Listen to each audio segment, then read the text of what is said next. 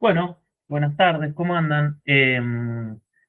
Esta será una clase extraña porque no hay nadie conectado. Entiendo que el cambio de fecha perjudicó a quienes ya tenían un poco armada su parrilla horaria semanal, así que bueno, trataremos de utilizar la tecnología para salvar esa dificultad, ¿sí?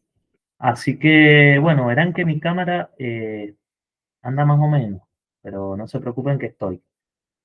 Bien, hacemos un pequeño repaso de lo que hemos venido viendo hasta acá. Primera clase, fundamentos, conceptos clave como texto, como discurso. De ahí nos fuimos a pensar un poco sobre las propiedades textuales, qué propiedades hacen que un texto sea posible. Entre esas propiedades resaltamos a la coherencia, a la cohesión, la adecuación y la corrección gramatical y ortográfica.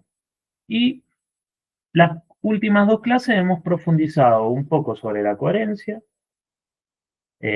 con esta característica fundamental de constituir un tema, de dar el sentido, de que el texto tenga, citando a Tegun Van Dijk, una macroestructura, es decir, es de alguna forma un sinónimo de tema, ¿no? Es como el corazón de ese texto. Y también vimos en relación a la coherencia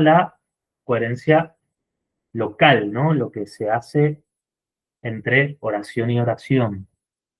Y ahí vimos un poco la progresión temática, ¿no? El tema y el reino. Durante la clase anterior trabajamos sobre la coherencia, que es otra de las propiedades textuales, y puntualmente sobre los procedimientos de cohesión. Tienen en el aula virtual subido un material. Por un lado, la presentación de la clase anterior y un pequeño apunte que yo les hice con distintos procedimientos para garantizar la coherencia de un texto. Bueno, perfecto. Hasta acá espero que estemos. Cualquier cosa podemos ir eh, salvando algunas dudas a lo largo de las clases que nos quedan o, bueno, por el grupo de WhatsApp también puede ser una posibilidad. ¿Dónde nos vamos a sumergir hoy? Bueno, hoy nos vamos a sumergir un poco en las tipologías textuales, ¿no? Yo ahora en breve voy a compartir mi pantalla para que ustedes vean la presentación que armé para la clase de hoy. Eh, yo creo que lo más importante de la cuestión de la tipología está ligado a que empecemos a comprender de una vez por todas que no existen textos puros. O sea, escolarmente hemos aprendido durante mucho tiempo que los textos pueden ser narrativos, expositivos, argumentativos, instructivos, ¿no? Como grandes categorías. Y si bien eso sirve en términos pedagógicos, es tiempo de empezar a entender a través de la teoría que vamos a utilizar la clase de hoy, que los textos en realidad no son puramente argumentativos, puramente narrativos, eh, puramente expositivos, sino que tienen secuencias, ¿no? Que tienen tramas, y siempre hay una trama, una secuencia que es predominante, pero que conviven con otras tramas, ¿no? Entonces, dentro de un mismo texto yo tengo tramas narrativas, tramas argumentativas, tramas expositivas. Pero bueno, siempre hay una trama que tiende a ser predominante, ¿no? Y esa tal vez sea la que más nos interese, sin negar la existencia de las otras, ¿sí? Entonces van a ver ustedes que por lo menos en los textos académicos y en los materiales de clase y la generalidad de los textos que se han encontrado hasta este momento en su carrera, giran en torno a lo expositivo y en torno a lo argumentativo, ¿no? Entonces se habla de polo argumentativo, polo expositivo y cómo también el texto va haciendo esa parábola, ¿no? Entre lo expositivo y lo argumentativo. Por supuesto, quienes estudian letras habrán tenido fuerte contacto con textos narrativos, ¿no? Cuentos, novelas, etcétera. Eh, También ahí, en el caso de la literatura, valdría hacer la distinción entre textos literarios y no literarios. Van a ver, y esto es importante, después cada una elegirá su bibliografía de cabecera, pero van a ver que hay muchas formas de clasificar los textos, desde su intención, desde... eh, fundamentalmente, bueno, ahora vamos a ver en el PowerPoint algunas posibilidades de clasificación, pero miren, ahora mismo empiezo a compartir para que ustedes sepan que hay varias formas de categorizarlo. Nosotros vamos a tomar una que tiene que ver con la secuencia, esto de la convivencia de distintas tramas en un texto, pero van a encontrarse muchas, depende del libro que tomen, la bibliografía que elijan, es la clasificación que van a tener. Cambia el criterio, ¿no? Yo creo que el criterio de las tramas, perdón, es un criterio amplio que permite entender la complejidad del texto y que permite saber que no hay una categoría que viene a caer justito a definir, sino que hay trama, hay trenza, hay complejidad.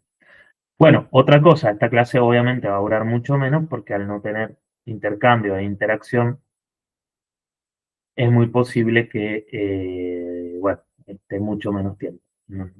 Si ustedes tuvieran alguna duda después, por, por WhatsApp la podemos salvar o podemos armar alguna instancia extraordinaria de clase o consulta vía Meet, ¿sí? Entonces yo ahora lo que voy a hacer es compartir mi pantalla. Espérenme que me quede acá. Está. Muy bien. Mm,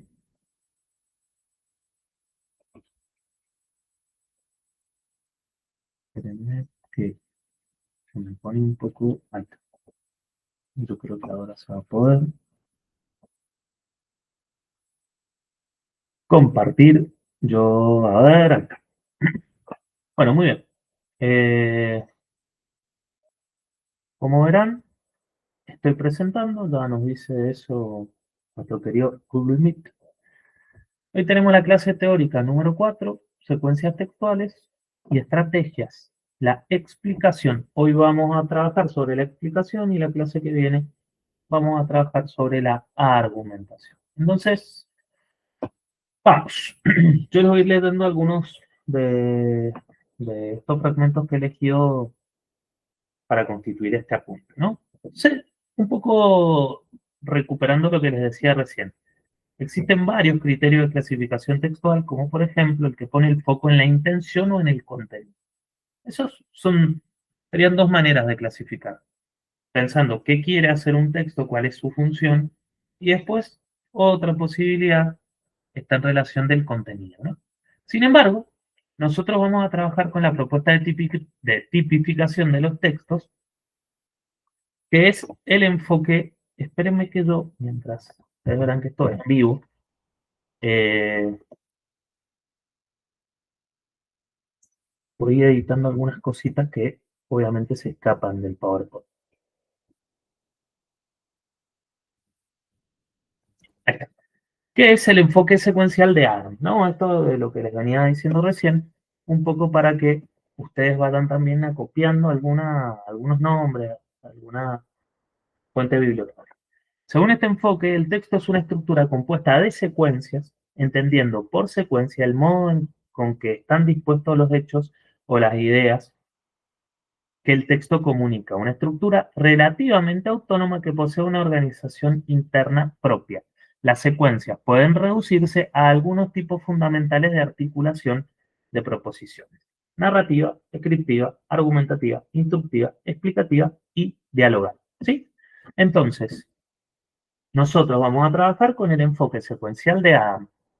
Según este enfoque, el texto es una estructura compuesta de secuencias y una de las secuencias presentes en ese texto será la predominante. El trabajo que ustedes van a hacer averiguar cuál es la predominante, ¿sí? Yo me voy a marcar acá para después volver a arreglar esta partecita, ¿sí? Y lo vamos a subrayar y le vamos a cambiar el colorcito. Ahí. Eso yo después vuelvo y lo arreglo para que ustedes tengan el trabajo terminado en la plataforma. Bien, entonces, recién hablábamos de algunas secuencias posibles. La secuencia narrativa, que se ocupa de los hechos y los ordena mediante una relación de causa-consecuencia, ¿no? Esto muy presente en las novelas, en las noticias también. Esa relación causa-consecuencia también es cronológica muchas veces, ¿no? Bien. Eh, una secuencia descriptiva se ocupa de las características de los objetos y las puede ordenar en forma de clasificación, comparación o según distintos puntos de vista del observador. ¿Sí? Acá lo importante es lo que se escribe, lo que se observa, las características. Y por eso se habla acá de algunos procedimientos propios de la exposición que son la clasificación, la comparación y, por qué no, el punto de vista del cual dependerá la forma de esa descripción. La secuencia argumentativa, esta es una secuencia importante, que es la que tiene que ver con exponer razonamientos, puntos de vista, opiniones, etc. La secuencia instructiva indica los pasos o patrones de conducta a seguir para alcanzar un fin determinado. Ustedes lo conocen esto muy bien, sobre todo en las recetas, los manuales de uso, etcétera, ¿no? Pasos, generalmente, para alcanzar un objetivo determinado. La secuencia expositiva, que aporta un conocimiento nuevo a través del desarrollo de un problema implícito o explícito. Lo expositivo tiene puntualmente que ver con la exposición de datos, la construcción de información asertiva, objetiva, ¿sí? Clara. Se lo van a encontrar en enciclopedias, en Wikipedia, por ejemplo, eh, y en textos que nos explican el desarrollo eh, de algún, de algún hecho, ¿no? De algún hecho, de algún funcionamiento, etcétera, etcétera, etcétera. Aporta un conocimiento nuevo, ¿no? Aporta datos, conocimiento, información. Y la secuencia dialogal exhibe la interacción verbal entre dos o más hablantes, ¿no? Esto yo les diría que está más presente en el drama, ¿no? En el teatro aparece muy claramente la secuencia dialogal. Espérenme que voy a ver, porque creo que... Ah, no, perdón, pensé que se nos había sumado alguien, eh, pero no. Entonces, seguimos. Es raro, ¿no? Porque uno tendería a decir en este momento, bueno, bien, se entiende, pero no, no hay nadie del otro lado. No importa. Espero que hasta acá la cosa venga clara. Lo importante es la cuestión de la secuencia. Algunas de estas secuencias, que acá tienen una, dos, tres, cuatro, cinco, seis, como canónicas, va a ser la predominante. ¿Sí? Bueno, muy bien. Voy a proceder a hacer el sonido de mate. Bien. Una de las ventajas de este enfoque es que, dado que la homogeneidad textual es una excepción, se refiere a que son excepcionales los textos que son puramente argumentativos, puramente expositivos, puramente narrativos. En general son esos textos alterados con fines pedagógicos, ¿no? Eh, este enfoque permite incluir el caso de estructuras secuenciales heterogéneas. Lo importante acá es esto, es la heterogeneidad. ¿Sí? Un texto es heterogéneo, tiene como distintas vetas, como distintas capas. Piensen en la montaña, ¿no? Cuando van a la montaña, que se encuentran con colores, con distintas capas, con verde, con marrón, bueno. Esto es igual. La heterogeneidad secuencial puede analizarse con ayuda de dos conceptos. La inserción, una secuencia contiene a otra de distinto tipo, y la dominancia. Aparecen secuencias de diferentes tipos, pero una predomina sobre las demás. Un poco esto que les decía recién. La dominancia es que una de todas las secuencias, esas que son heterogéneas y están trenzadas, es más dominante que las demás, ¿sí? Hoy nosotros vamos a ver algunas cuestiones en relación a la dominancia de la explicación, de lo expositivo. Según cuál sea la secuencia englobante o predominante, se puede hablar de tipos de texto narrativo, argumentativo, explicativo, inductivo. Entonces, no es que no existan los tipos textuales, existen, pero los vamos a determinar a partir de la predominancia, ¿sí? Bien. Y voy a volver a decir cómo vamos a atacar, pero me voy a encontrar nuevamente con el espejo silencioso de la virtualidad. Espérenme que voy a revisar que esté todo en orden. Bien. Perfecto. Seguimos. Algunas cuestiones para pensar. Esta propuesta de clasificación deja de lado factores como objeto textual, situación o contexto, e incluso rasgos lingüísticos de los textos. Es decir, no es total, tiene sus falencias. Como hemos visto, las clasificaciones que se han hecho sobre la base de un solo criterio resultan insuficientes para dar cuenta de una realidad tan compleja como el texto, porque implica dejar de lado toda serie de propiedades que también lo conforman y lo definen.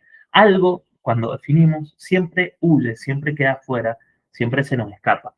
Entonces, acá la cuestión no es elegir una definición imbatible, sino eh, hacer el trabajo de tomar la decisión de qué teoría, qué definición uno cree que es la más correcta o la que más le sirve en determinado momento. Digo, para dar clases en la secundaria servirá una, para la universidad servirá otra, para determinado trabajo servirá otra más, ¿no? Digo, pienso ahora en lo hipertextual, ¿no? Como definiciones de texto que van más allá, o sea, que permiten pensar en cómo la tecnología ha influido sobre lo textual y que no lo hacen simplemente un espacio heterogéneo de trama, sino que son textos que van a otros textos y que van a otros textos y que son infinitos, ¿no? Esa sería una definición más para eh, un taller hipermedial, ¿no? Como más centrado en esa característica. Una característica, ya no es nueva, ¿no? Pero bueno, que nos acerca bastante a la forma en la que hoy consumimos texto. De ahí que una clasificación de las tipologías textuales no pueda adoptar un único criterio, sino que debe proponer un entrecruzamiento de los mismos para facilitar la caracterización lingüística. ¿Qué significa esto? Bueno, usen varias definiciones y quédense con lo mejor o con lo más útil de cada una, ¿sí? Bien, estas cuestiones para pensar, para volver a escarbar sobre esta idea de texto que es tan compleja y que requiere de una serie de criterios y no uno solo, ¿sí? Bien. La explicación, vamos directo a lo que yo vine, como dice el meme, ese que dice, a lo que yo vine. Bien. Bien, vamos a la explicación entonces. Entre los textos de estudio, esto que les decía más hace un rato, ¿no? Sobre todo en lo académico aparece la textualidad de la explicación. Es común encontrar textos expositivos, puesto que este tipo de texto se caracteriza por desarrollar hechos, teorías, conceptos, personajes, fenómenos. Según el diccionario de la Real Academia Española, exponer es presentar una cosa para que sea vista. Exponer es presentar una cosa para que sea vista, ponerla de manifiesto, hablar de algo para darlo a conocer. Son textos que tienen mucho que ver con la circulación del conocimiento, ¿sí? Por ejemplo, los papers, por ejemplo, las monografías, por ejemplo, las ponencias. Sin embargo, y acá es donde aparece esta cuestión del polo explicativo y el polo argumentativo, esos textos no dejan de ser argumentativos también, ¿no? Porque se está defendiendo una postura, una visión de mundo, se está eligiendo una teoría y no otra. Ahí hay toda una posición frente al mundo, ¿sí? Entonces, justamente esa es la finalidad del texto expositivo y debido a ello está presente en múltiples discursos científicos como manuales, enciclopedias, tesis, monografías, revistas especializadas y de divulgación. En este tipo de textos es el referente lo que se intenta expresar mediante el lenguaje. Hay un referente. Yo escribo una tesis sobre algo, ¿sí? Que quiero dar a conocer, que quiero profundizar o sobre lo que quiero profundizar lo conocido, ¿sí? Bien. Entonces, Recapitulamos sobre la explicación. Exponer es presentar una cosa para que sea vista, ponerla de manifiesto, hablar de algo para darlo a conocer. ¿Sí? Fuerte presencia de textos expositivos en el mundo académico, en el mundo de la ciencia. Muy bien. Característica de los textos predominantemente explicativos.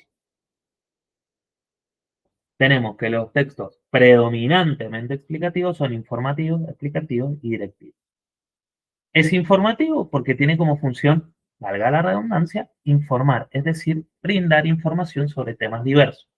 Es explicativo puesto que incorpora explicaciones o elaboraciones significativas de los datos que representa. O sea, no solo da información, sino que explica y amplía.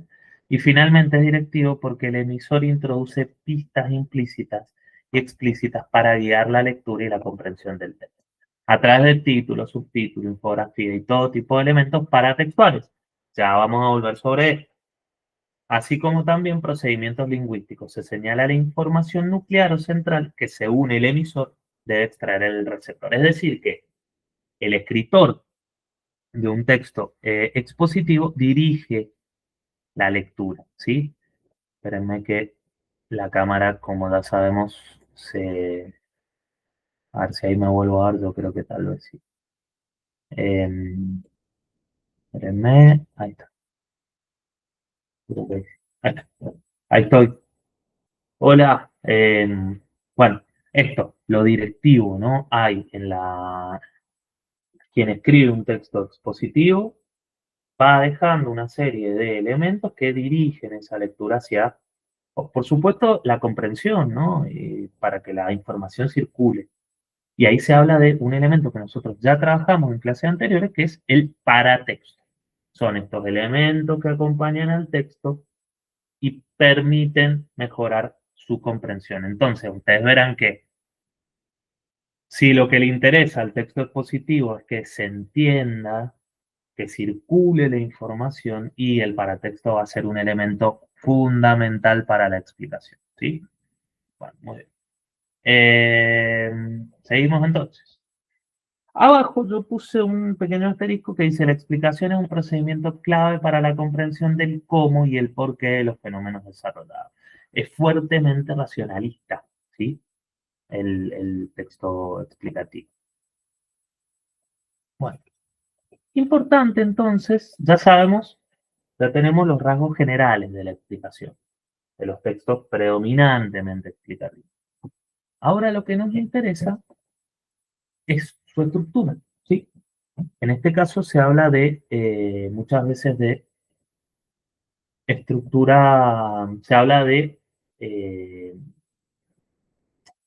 categoría canónica, ¿no? Categoría canónica y categoría procedimental, según el lingüista que da nombre, he nombrado antes y nombré hoy, que es Van Dijk.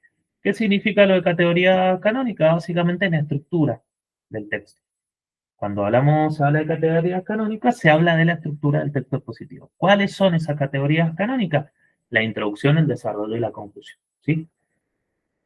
Estas son las tres partes fundamentales.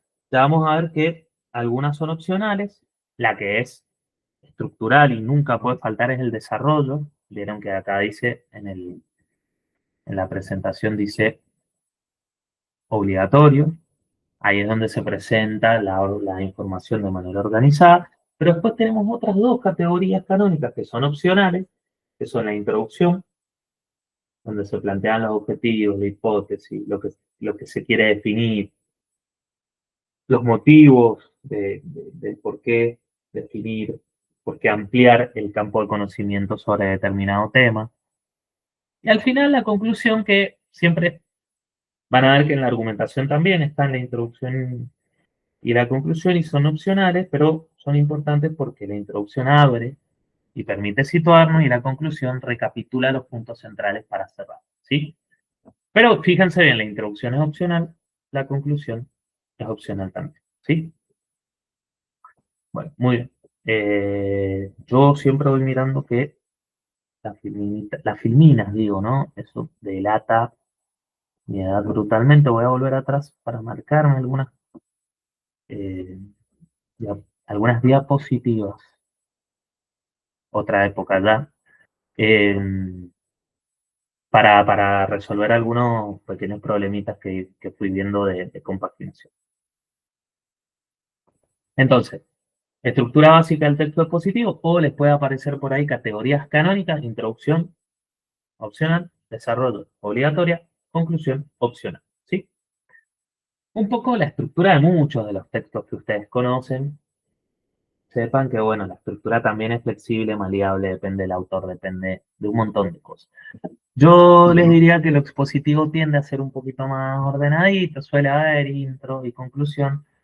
Vamos a ver que lo argumentativo, lo ensayístico, si quieren, es un poco más rebelde, si la palabra cabe.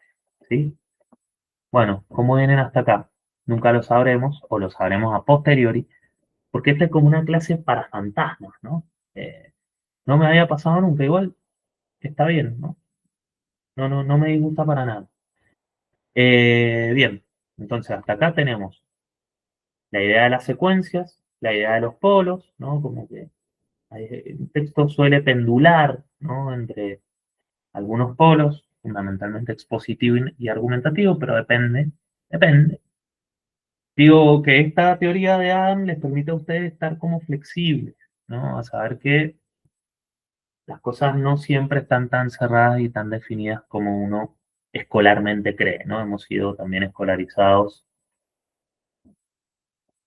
en un tono demasiado contundente, ¿no? Positivo o argumentativo, y si bien sí hay una predominancia, es una predominancia, no es una totalidad. Bien, bueno, a la explicación le interesan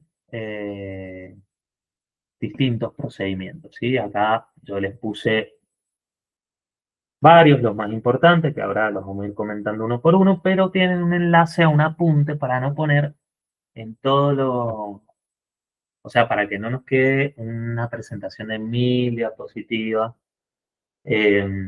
Yo les puse acá un enlace a un apunte que ustedes haciendo clic van a ir directamente y que van a poder leer más tranquilos y más tranquilas en casa. ¿Sí? Bueno, entonces nos vamos a ir en este preciso momento eh, a la parte de los procedimientos propios de la exposición. Procedimientos, les puede aparecer por ahí categorías procedimentales, ¿no? Tienen que ver con las maneras concretas de exponer, ¿sí? Entonces, nos vamos a ir, yo les voy a ir comentando y definiendo una por una, con algunos ejemplos, ¿sí? Tareas para la casa, pero como lectoras y como lectores permanentes, estén atentos cuando leen, busquen estas cosas, ¿sí? Eh, préstenle atención, préstenle atención a dónde puede estar la exposición, cómo se llevan adelante, porque la cuestión es cómo, ¿sí? Y ese cómo tiene que ver con los procedimientos, ¿no? Lo procedimental. Entonces, bien, nos vamos a ir entonces, acá estoy. El primero que figura acá es la descripción. Bien, ¿qué es una descripción? Yo creo que esto ustedes lo pueden definir a partir de su experiencia de vida, y de su experiencia lectora, pero yo voy a ir haciendo el trabajito de nombrar esa definición. Consiste en caracterizar lingüísticamente un elemento o tópico a través de análisis y enunciación, perdón, detallada de sus rasgos, enunciación de rasgos o propiedades individuales, ¿sí? Mediante este procedimiento se responde a la pregunta ¿cómo es? ¿Sí? Cuando piensen en la descripción, piensen en la pregunta ¿cómo es? Las marcas lingüísticas que los caracterizan son verbos presentativos, ¿sí? Como ser, estar, haber, tener, caracterizarse, formar, ubicar, consistir, constituir, representar, ¿sí? En el apunte que yo les adjuntado a la presentación van a encontrar un ejemplo donde, por ejemplo, yo se los leo hasta acá.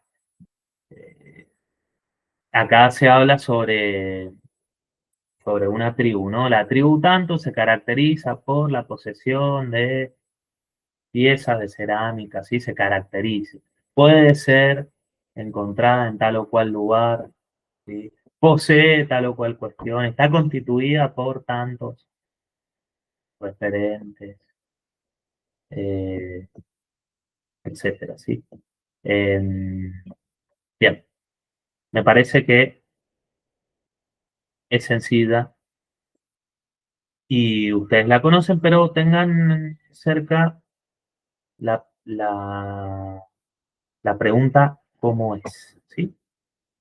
Bueno, vemos que la camarita tiene sus días, ¿no? Porque hay veces que no se ha apagado nunca y hoy está rebelde. Bien, perfecto. A ver, espérenme 2 segundos.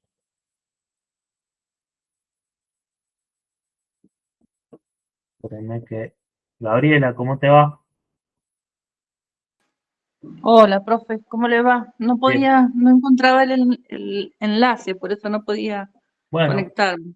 no te preocupes porque, a ver, yo estuve hablando recién con tus compañeras que eran dos que se conectaron y que, bueno, un poco estaban las dos solitas, que no se preocuparan porque el cambio de horario, bueno, había traído por ahí cierta merma en la asistencia, entonces que yo, nada, iba a grabar la clase igual para que ustedes la tuvieran subida a la plataforma, ¿sí? Entonces yo ya llevo un buen rato explicando al éter, digamos, a la nada virtual, y esto lo van a tener subido. Así que nada, si te querés quedar, te puedes quedar, pero ¿por qué no les dije que se quedaran? Porque siendo una, dos, y todavía en ese momento no sabíamos que vos te ibas a conectar, eh, Bien. es un poco como que se anula esa posibilidad de ir comentando y dialogando. Así que Mm, igual les va a quedar el video subido a la plataforma. Así que, de bueno, verdad. Ujú. como vos quieras. Digo, para que Bien, después, me salgo, pero bueno, comentarle que yo, por ejemplo, no me he estado conectando, me conecté una sola vez y después estos días no me he estado conectando porque no sé si usted sabe que yo estoy en el sindicato y mañana tenemos elecciones. sí, sabía. Entonces, hasta mañana estoy a full. Está Pero bueno, tomada por esa, bueno, se entiende perfectamente. pero Gabriela, bueno, ¿qué le recomiendo? Tienen la sí, plataforma el material subido, ¿sí? Por lo bien, tanto, ahí va a poder usted ver las presentaciones, las clases grabadas, o sea, no se preocupe porque eso está, lo tiene a mano y bueno, bien. sí, se irá poniendo al día en la medida que pueda, ¿no? Así Bueno, que, así que bueno, bien, nada, de paso bueno, digo, la invito a eso, a que en todo caso si le va surgiendo alguna duda, alguna pregunta, me escribe y perfecto. y salvamos esa duda. Así que, bueno, eso por mi parte. No sé si tiene usted alguna Bien. otra pregunta. No, no, pero muchas Bueno, gracias, profe. Nos bueno, estamos de viendo, nada. entonces yo me meto en el... Mucha suerte mañana. Sí, Bueno, pin para arriba. después se mira la clase que está buenísima. Le estoy hablando tengo unos pingüinos de juguete acá y le hablo a los pingüinos. Ay, Así que qué bueno, bueno. Gabriela, que esté muy bien, le mando un Bueno, saludo. gracias, gracias. Hasta luego. Bueno, verán los pingüinos, grandes compañeros, los pingüinos que se han visto una clase casi entera de mucho más breve, ¿no? Una clase de la explicación, en este caso, ¿no? Bueno, estábamos en la descripción que, como bien decimos, responde a la pregunta ¿cómo es? Entonces, dicho esto, vamos a seguir con otro de los procedimientos típicos, clásicos, les diría infaltables de la exposición, la definición, que consiste en delimitar el significado de un concepto, definirlo, ¿no? Exponiendo en forma clara a qué clase pertenece cuáles son sus atributos y por lo tanto, qué se entiende por él, ¿sí? Algunas marcas lingüísticas de este procedimiento son la utilización de verbos como designar, ser, llamar, consistir, entre otros. Y acá el ejemplo es más corto, entonces lo puedo leer. El de recién de la descripción no se los leí porque era bastante largo y me parece que no, que después ustedes lo van a poder leer. Cuando un patógeno da el salto de un animal no humano a una persona y tiene éxito, el resultado se conoce como zoonosis. En otras palabras, ahí hay una reformulación. Ya pudimos hablar un poco de esto en la clase anterior. Una zoonosis es cualquier enfermedad que puede transmitirse de animales a seres humanos. ¿Sí? Una zoonosis es. ¿Sí? Ese es el verbo. Esto es esto. Esto consiste en esto. Esto se trata de esto. Esto consiste en esto. ¿Sí? Eh, delimitar un significado. A eso se dedica la definición. O sea, yo estoy haciendo el trabajo acá de definir la definición. ¿Sí? Esto que voy haciendo con cada procedimiento es una definición. Fíjense, descripción consiste en, definición consiste en. Bien, seguimos con la siguiente, que es la clasificación. Consiste en presentar taxonomías compuestas por categorías de elementos con características comunes para organizar la realidad dentro de él. A toda clasificación subyace un criterio clasificatorio. Por ejemplo, clasificamos animales según su modo de reproducción en vivíparos u ovíparos, o según su alimentación, en herbívoros o carnívoros o omnívoros, etc. La clasificación es un procedimiento que me permite individualizar grupos menores de individuos dentro de grupos mayores. ¿Sí? ¿Cuál es la palabra que puede generar algún tipo de duda acá? La palabra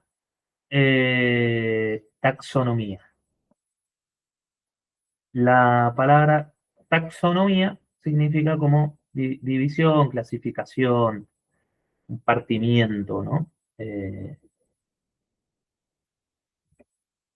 bien, espérenme que se me escapó la página, se me bambolean, se me van.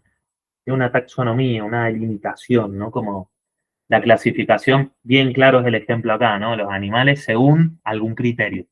Tiene algún criterio clasificatorio, según lo que comen, según cómo se reproducen, según etcétera, etcétera, etcétera. Si andan en cuatro patas, en dos, si vuelan, si no. Bien. ¿Sí? ¿Sirve para qué? Para organizar la realidad. ¿Sí? Para organizar la realidad y para individualizar grupos menores de individuos dentro de grupos mayores. ¿Sí? Eh, bien, acá tienen otro ejemplo. Es largo, ya lo van a leer más tranquilamente en su casa. Ejemplificación. Otro procedimiento por excelencia de la exposición. ¿Por qué? Porque la ejemplificación me permite bajar a la realidad o a una situación concreta algo más abstracto que vengo diciendo, ¿viste? Entonces, uy, viste, a mí me salió la muletilla esa de la oralidad. Estoy hablando con el pingüino. Ejemplificación. Este procedimiento consiste en un desplazamiento de lo general a lo concreto, ¿sí? Yo vengo hablando, no sé, de la educación y no sé qué, no sé qué. Por ejemplo, y me voy a un caso particular que a mí me permite que mi lector diga, ah, claro, de esto está hablando, ¿sí? Consiste en particularizar un concepto, fenómeno o afirmación general por medio de datos o hechos específicos, con el fin de aclararlo o ampliarlo, ¿sí? El ejemplo no siempre aclara, a veces está muy claro de lo que vengo hablando, pero me permite ampliar eso que vengo diciendo, ¿no? Las marcas lingüísticas son claramente, por ejemplo, en el caso de cómo, etc. ¿Sí? Esa me parece que es bien clara y ustedes la manejan.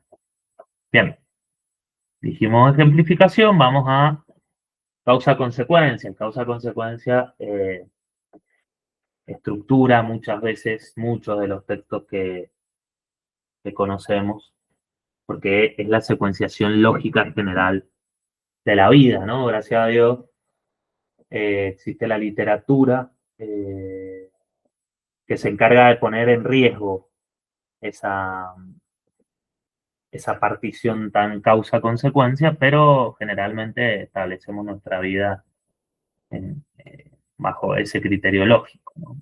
Que ya sabemos que más de una vez falla. Bien, entonces causa-consecuencia resulta de establecer una relación de dependencia entre dos hechos, un antecedente o causa y un consecuente o consecuencia. La relación entre la causa y su consecuencia podrá ser necesaria o probable. Es necesaria la relación entre el contagio y la enfermedad, por ejemplo, eh, porque sin el contagio no se da la enfermedad. En cambio, dice acá en este ejemplo, entre los fenómenos marginalidad y delincuencia, la relación es probable, puesto que no todo individuo marginal es delincuente, ¿sí? En el caso de la enfermedad, yo si no me contagio, eh, no me puedo enfermar. O sea, si no hay un momento de contagio, pensemos en la pandemia, ¿no? La enfermedad es posible solo porque la causa es que, no sé, fue una fiesta clandestina, por ejemplo. Me junté con un amigo que tenía COVID. En cambio, en el caso de la marginalidad, es posible, no es obligatorio, porque, como bien dice este ejemplo, no es que por ser marginal es obligatorio ser delincuente, para nada, ¿sí? Me parece muy bueno este ejemplo. Sobre todo porque entra en discusión con algunas cuestiones de lo social que a veces estructuradas en el causa-consecuencia nos hacen entrar en falacias, ¿sí? No es tan lineal la realidad, ¿no? Bueno, ¿cómo venimos? ¿Cómo siguen? El éter. Bueno, yo tomé esta decisión porque es interesante cuando hay una buena cantidad de personas para ir conversando, si hay uno o dos o se suma alguien a la mitad y son dos personas, yo no quiero torturar a nadie que esté solito, conectado 3 horas, y igual van a tener la filmación después. Bueno, atrás un cuadrito de Tony Soprano, tal vez alguien lo conoce, es mi ídolo. Bueno, respiro un poco, tomo un matecito, vengo hablando solo y eso a veces es difícil. Voy a estirar un poquito. Eh, Aprovechen también ahí para cuando estén viendo la filmación, descansar un poco de alguien que habla, habla, habla, habla, habla. No es mi intención, pero también es una forma de que no les dure tanto esta clase. Yo aspiro a que dure 1 hora, un poquito más tarde.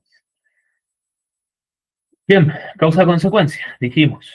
La estructura general de la vida. Fíjense cómo los textos muchas veces tienen estructuras similares a las de la vida, ¿no? Introducción, desarrollo, conclusión, nacer, vivir, desarrollarse, morir. Causa-consecuencia también, pero hay que discutir un poco estas estructuras. Lo que pasa es que en la explicación con su objetivo, que es como ampliar, ampliar datos, agregar información, bueno, la causa-consecuencia es muy importante, porque ahí se da la trabazón lógica. Bien, siguiente procedimiento, la comparación. Es un procedimiento textual que implica la confrontación de dos o más elementos o entidades de igual naturaleza para identificar semejanzas o diferencias. Las marcas lingüísticas características son como, igual que, asimismo, por el contrario, en cambio, por otra parte. Acá la clave me parece que son elementos o entidades de igual naturaleza. Por ejemplo, les doy el ejemplo que dice acá. Tanto en la clase de Kim como en la clase de Tony, vimos que los docentes guiaban el pensamiento de los alumnos mientras desarrollaban su comprensión sobre los temas. Ambas clases fueron planteadas en torno al desarrollo de la comprensión del tema por parte de los alumnos. Sin embargo, Kim guió a sus alumnos en orden a través de las etapas del modelo. En cambio, Tony no siguió una secuencia definida. Acá se comparan dos elementos o entidades de igual naturaleza, que son las clases, ¿sí? De un profe y del otro. Bueno, van a ver que ahora viene la analogía, que está muy ligada a la comparación, nada más que tiene alguna variación. Siempre hay dudas y no queda tan claro lo que pasa, la diferencia entre comparación, analogía, y a veces hasta se confunde con la metáfora, ¿no? Que si no estamos muy atentos, medio como que para mucha gente es lo mismo y no es lo mismo. ¿Sí?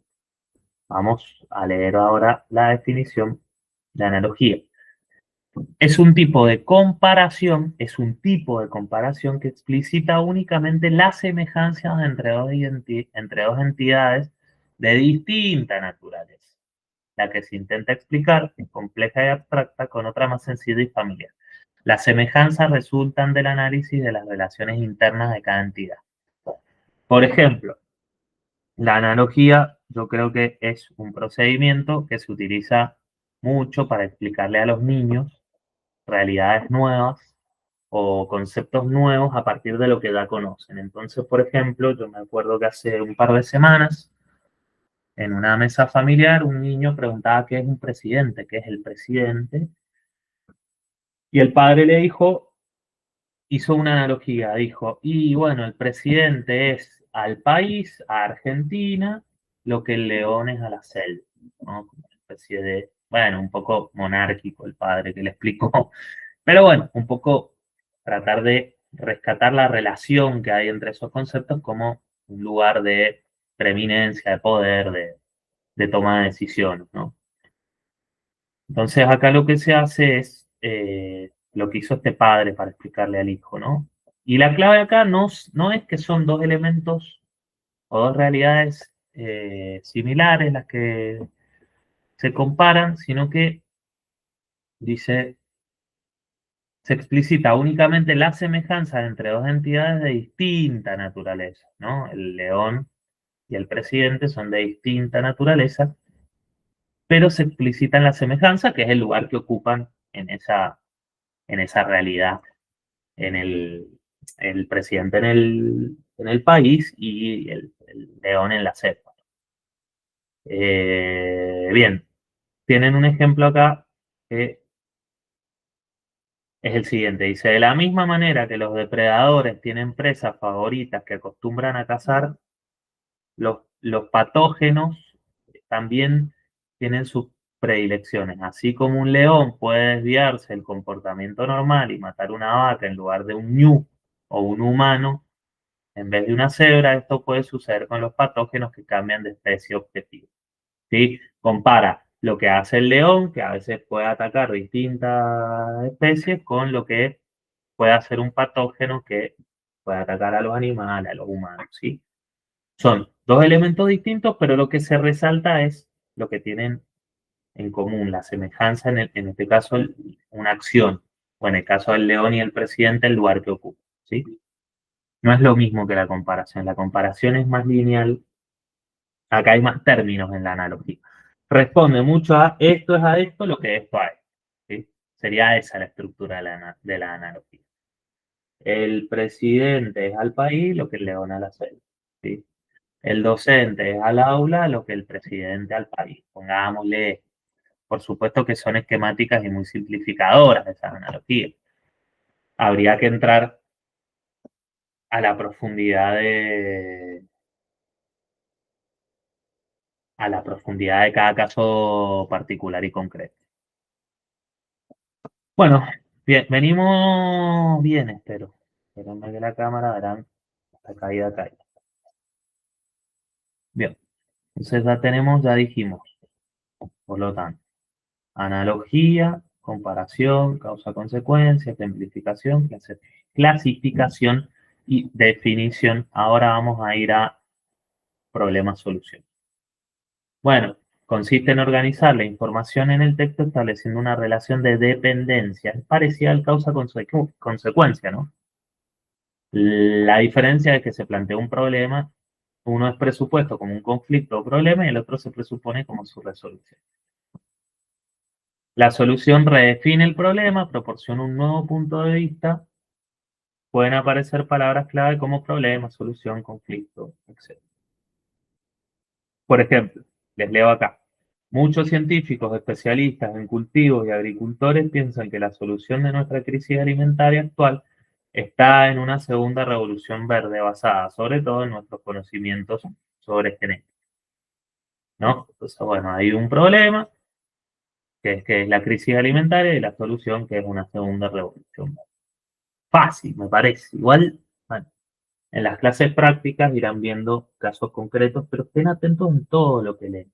En el apunte tienen los ejemplos bien colocados. Bueno, secuencia cronológica. Acá de lo que se trata es de ordenar los hechos de manera, eh, valga la redundancia, cronológica, ¿no? Desde el principio, desde lo anterior a lo posterior sería. Esta estrategia es frecuente en textos de contenido histórico, ¿no? Empiezo hablando del Imperio Romano primero y después hablo de la Edad Media, por ejemplo. Esta estrategia es frecuente en textos de contenido histórico en los que se presentan los hechos ordenados, ¿no? Igual que los otros procedimientos, lo que le importa a la explicación es ordenar hechos, información, así como la clasificación lo que quiere es ordenar en subespecies dentro de una especie. La secuencia cronológica los pone en una línea, ¿no? Y dice todo primero, todo después, todo en primer lugar, en segundo lugar, en tercer lugar, ¿no? Eh, bien, me parece que es fácil. Y finalmente viene la cita. La cita es algo fundamental en todo texto, pero en el expositivo fundamentalmente y en el argumentativo también, ya vamos a ver, porque tiene que ver con la manera en la que hacemos que otra voz, que la voz de alguien más, hable en el texto que nosotros estamos pensando y hemos elaborado.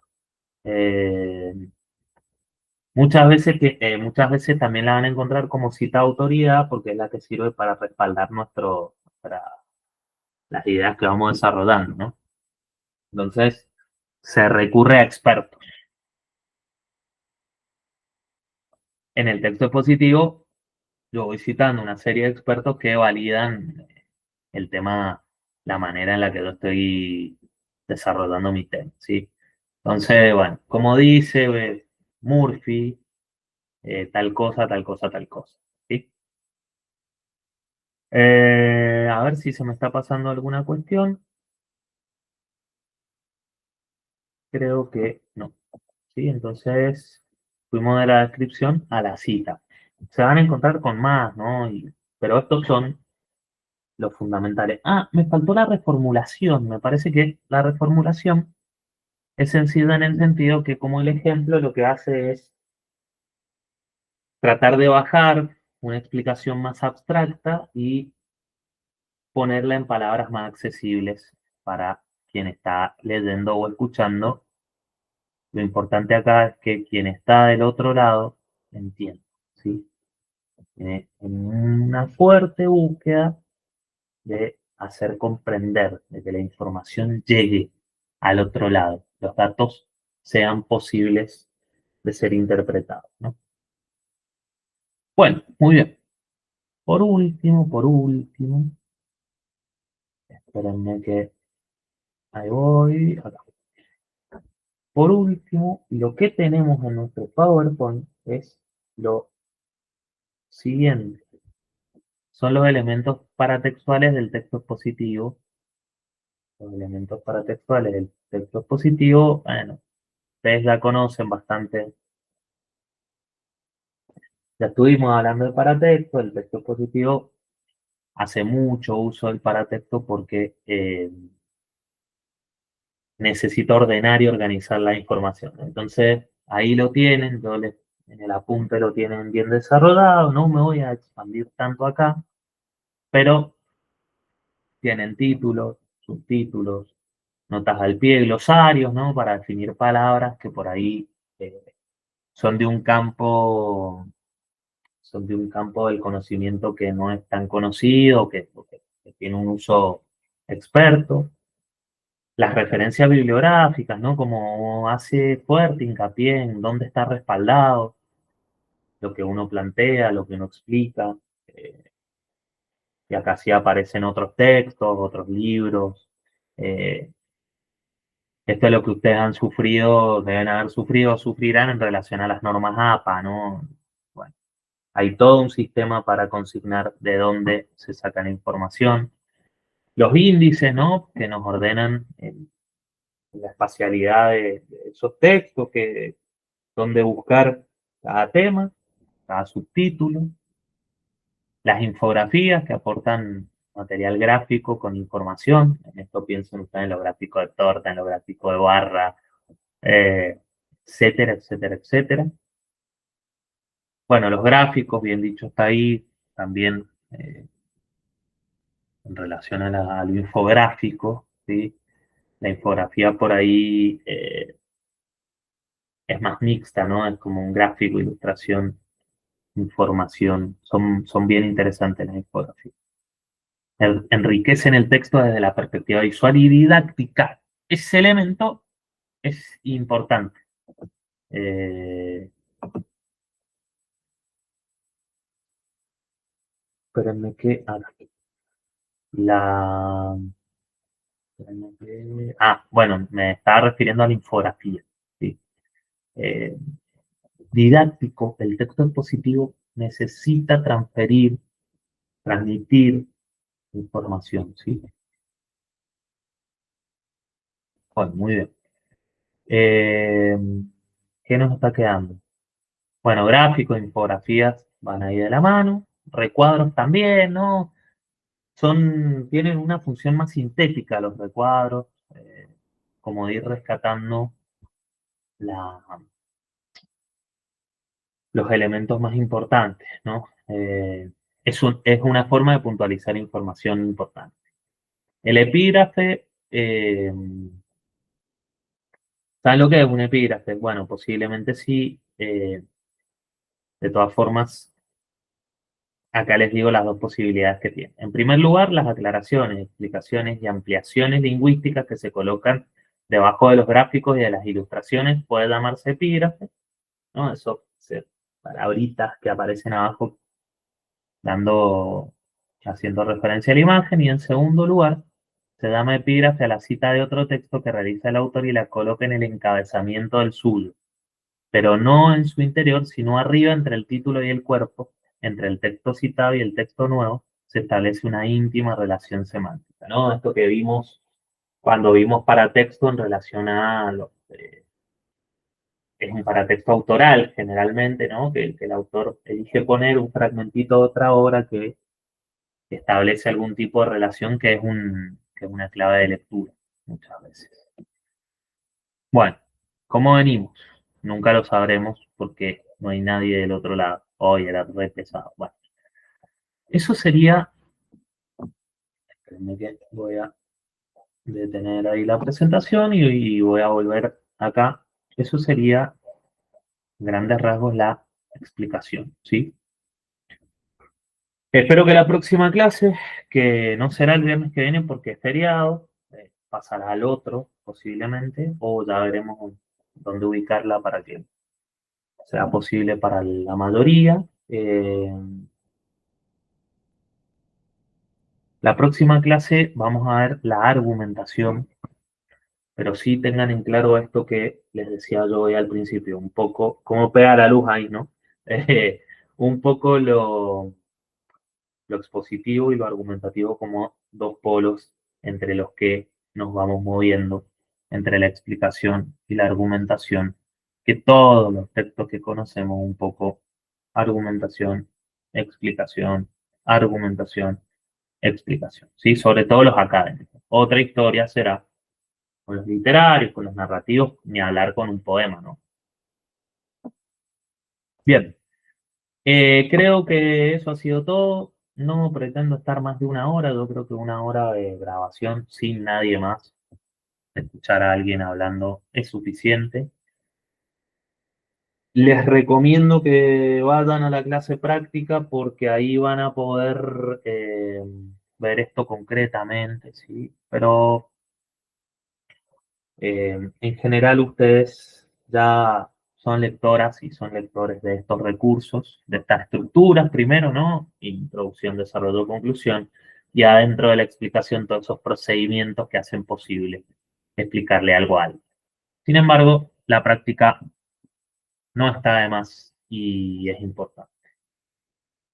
Entonces, en este preciso momento yo voy a detener la grabación, les voy a mandar un saludo y cualquier duda, pregunta, eh, cuestionamiento, crítica, eh, estoy disponible por WhatsApp y la seguimos pronto. Les mando un abrazo grande. Fin de la grabación. Creo que, espérenme, la grabación se guardará.